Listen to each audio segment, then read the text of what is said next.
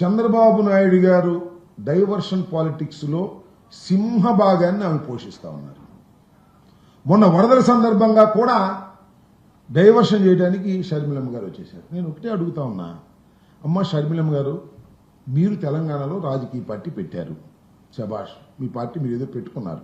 అసలు రాజకీయంగా మీరు జగన్మోహన్ రెడ్డి గారితో పోటీ పడవలసిన అవసరం లేదు.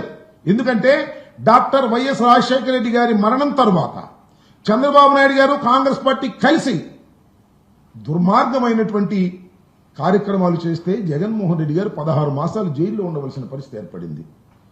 అలాంటి కాంగ్రెస్ పార్టీతో మీరు చేతులు గెలిపారు. అక్కడ పార్టీ పెట్టుకునేది పెట్టుకున్నారే అనుకున్నాం. మళ్ళా అక్కడ పార్టీ నుంచి మళ్ళా కాంగ్రెస్ పార్టీలో చేరి జగన్మోహన్ రెడ్డి గారి మీద యుద్ధం ప్రకటిస్తూ ఉన్నారు. మీకు అసలు ఆస్తుల తగాదా ఉందా, లేకపోతే రాజకీయ తగాదా ఉందా, లేక చంద్రబాబు నాయుడు గారికి సహాయం చేయాలనేటువంటి కార్యక్రమంలో మీరు నిమగ్నమై ఉన్నారా? నాకు అర్థం కావటంలా. చాలా దుర్మార్గం అని మనం చేస్తున్నాం. చంద్రబాబు నాయుడు గారి చేతిలో పపెట్ లాగా వ్యవహరించేటటువంటి కార్యక్రమం. ఎప్పుడు చంద్రబాబు నాయుడు గారు డైవర్షన్ చేయాలి పాలిటిక్స్ అనుకుంటే అప్పుడు మీరు రంగంలోకి వచ్చేసి మీ ఇష్టం వచ్చినట్టుగా మాట్లాడేటటువంటి కార్యక్రమాలు మీరు చేస్తున్నారు. లడ్డు వ్యవహారం సీరియస్ గా ఉండగానే శర్మలమ్మ గారు వచ్చి ఏదో 2 మాటలు మాట్లాడతారు. నేను అడుగుతా ఉన్నా, మీకు ఆస్తి తగాదాలు ఉంటే నాకు అర్థం కాలేదండి, కోర్టులో ఉన్నాయిగా తెలుసుకోవచ్చుగా. అసలు ఎప్పుడైనా మీ కంపెనీలో మీకు వాటాలు ఉన్న సంగతి మీరు ఇప్పుడు కంపెనీలు చూశారా? జగన్మోహన్ రెడ్డి గారి సిస్టర్ గాను, రాజశేఖర రెడ్డి గారి కూతురు గాను మీరు అందరికీ ప్రసిద్ధులు, దానిలో ఏం సందేహం లేదు. కంపెనీల్లో వాటాలు కావచ్చు. పెళ్లి అయిపోయిన తర్వాత 10 సంవత్సరాల తర్వాత మా చెల్లికి నేను వాటా ఇవ్వమంటే నేను ఇస్తానా? చంద్రబాబు నియమనంటే నాకు అర్థం కాలే. చంద్రబాబు నాయుడు గారికి 2 చెల్లెలు ఉన్నారుగా, పాపం ఒక చెల్లి మరీ దారుణంగా ఉందంట. హెరిటేజ్లో సగం వాటా ఇవ్వమని ఇస్తారా? ఇవి నాకు అర్థం కాలేదు. ఇప్పుడు టోటల్ గా జగన్మోహన్ రెడ్డి గారి ఆస్తులన్నీ అటాచ్ చేయబడ్డాయి. రాజశేఖర్ గారి మరణం తర్వాత కేసులు ఉన్నాయి, గందరగోళాలు ఉన్నాయి. అసలు ఆ కేసులు ఏమవుతాయి ఏమిటి అనే టెన్షనే లేదు. నాకు వాటా కావాలి, నాకు వాటా కావాలంటే అన్నకి ఇష్టమైతే వాటాలు ఇస్తాడు, ప్రేమ ఉంటే వాటాలు ఇస్తాడు. తన ఆస్తుల్లో వాటాలు ఇవ్వడానికి ఎట్లా కుదురుతుందని అడుగుతా ఉన్నా. నీకేమైనా రైట్స్ ఉంటే you can challenge in the court. Already కోర్టుకి ఎక్కకూడదు అనుకున్నారు, ఎక్కారు. మా దురదృష్టం, కోర్టుకి ఎక్కారు. ఎక్కిన తర్వాత మీరు చేర్చుకోండి, మాకు అభ్యంతరం లేదు. కానీ ఎప్పుడు కావాలంటే అప్పుడు రావడం, డైవర్షన్ పాలిటిక్స్ మాట్లాడేటువంటి కార్యక్రమం చేయటం, చంద్రబాబు నాయుడు గారికి ఉపయోగకరమైనటువంటి రాజకీయాలు చేయటం కోసమే కాంగ్రెస్ పార్టీ కూడా ఉంది, షర్మిలమ్మ గారు కూడా ఉన్నారు అనేటువంటి భావన కలగటం మా దురదృష్టమని మనవి చేస్తున్నాం. ఇది చాలా దారుణమైనటువంటి అంశం.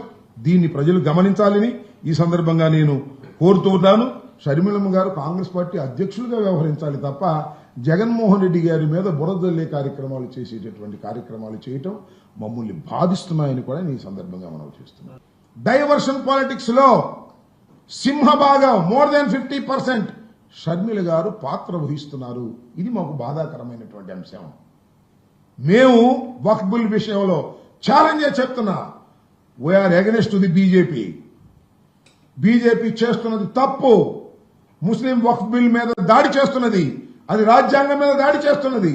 మాకున్నటువంటి శక్తినంతా ఉపయోగించి ఆపడానికి ప్రయత్నం చేస్తున్నాం. ఎక్కడ రాజీ పడే ప్రశ్నే లేదు. మాకు అసలు ద్వంద్వ వైఖరి అనేది ఉండదు. స్ట్రైట్ గా ఉండమే తప్ప రోడ్డు లేనే లేదు. విప్పు జారీ చేశాం. సుబ్బారెడ్డి గారు మాట్లాడారు. ఎక్కడ మాట్లాడారంటే చంద్రబాబు నాయుడు గారు మాట్లాడుతున్నారా మైనారిటీస్ కోసం? మైనారిటీస్ కోసం మాట్లాడుతున్నది వైఎస్ జగన్మోహన్ రెడ్డి గారు, వైఎస్ఆర్ కాంగ్రెస్ పార్టీ తప్ప మరొకరు లేరనేది కూడా ఈ సందర్భంగా నేను చెప్పదలుచుకున్నా. కాంగ్రెస్ పార్టీ మాట్లాడుతుంటే కాంగ్రెస్ పార్టీ ఎందుకు మాట్లాడుతుంది? జగన్మోహన్ రెడ్డి గారిని ఎట్లా ఇబ్బంది పెట్టాలి, ఇదేగా షర్మిలమ్మ గారి యొక్క స్ట్రాటజీ. జగన్మోహన్ రెడ్డి గారిని ఎలా ఇబ్బంది పెట్టాలి అనేది. ఇవాళ పోలవరం గురించి నాకన్నా ముందే మాట్లాడొచ్చు. నాకన్నా ముందు మాట్లాడితే ఎక్కువ వర్క్ చేస్తారని నాకు అర్థం కాల. ఉన్న విషయం చెప్తున్నా కదా నేను. ఇవాళ నేను చెప్తున్నా, ఇవాళ కాదు నేను చెప్పింది. ఇదే ఇలాంటి ప్రెస్ మీట్లో అనేక సందర్భాల్లో చెప్పా. 41.15K చంద్రబాబు నాయుడు గారు అంగీకరించేశారు. శ్రీమద్ రమారమణ గోవిందో శటకోపం పెట్టేశాడు. ఆ రోజున ఏ విధంగా అయితే ప్రత్యేక హోదాని మంట కలిపాడో ఇవాళ పోలవరాన్ని కూడా మంట కలిపేటటువంటి కార్యక్రమం చేస్తున్నాడు. 41.15కు మాత్రమే నీరు నిల్వ చేసే విధంగా కేంద్రం నిధులిస్తుంది, మిగతాది ఎగ్గొడుతుంది. స్పష్టంగా వాళ్ళు చెప్పేశారు.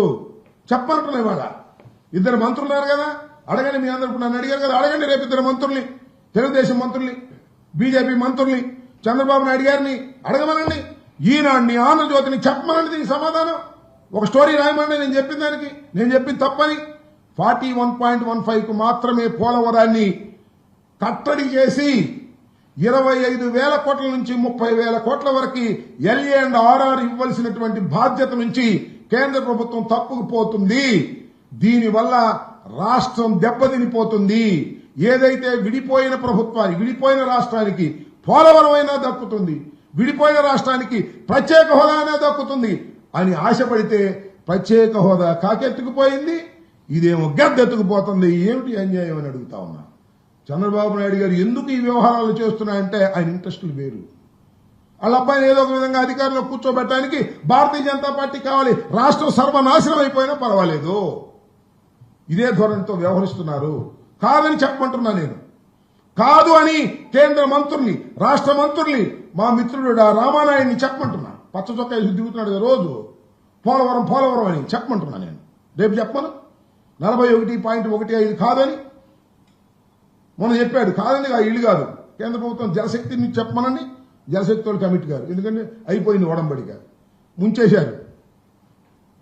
గోదావరిలో పోలవరాన్ని ముంచేశారు. ఒకటి. రెండోది, షర్మిలమ్మ గారు వారు ఎప్పుడు కావాలంటే అప్పుడు చంద్రబాబు నాయుడు గారు ప్రయోగించేటటువంటి డైవర్షన్ పాలిటిక్స్ లో అంతర్భాగమైపోయినటువంటి దుస్థితి చూసి బాధపడవలసిన పరిస్థితి ఏర్పడుతుందనేది మా భావన. ఎక్కడ సందరిగితే అప్పుడు జగన్మోహన్ రెడ్డి గారిని విమర్శించటం. ఎస్, మీకు డిస్ప్యూట్స్ ఉన్నాయి, గోహెడ్, కోర్టులో ఉన్నారు కదా, కోర్టులు తేల్చుకోండి.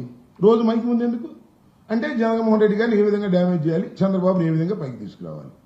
ఆమె కాంగ్రెస్లో ఉన్నారు, చంద్రబాబు నాయుడు గారి ఉన్నతి కోరుకుంటున్నారు, జగన్మోహన్ రెడ్డి గారి పతనాన్ని కోరుకునే పరిస్థితి చేస్తున్నారనేది స్పష్టమైనటువంటి నా ఆరోపణ. మీరు సాక్ష్యాలు ఎదుర్కోండి, దొరకకపోతే నన్ను అడగండి.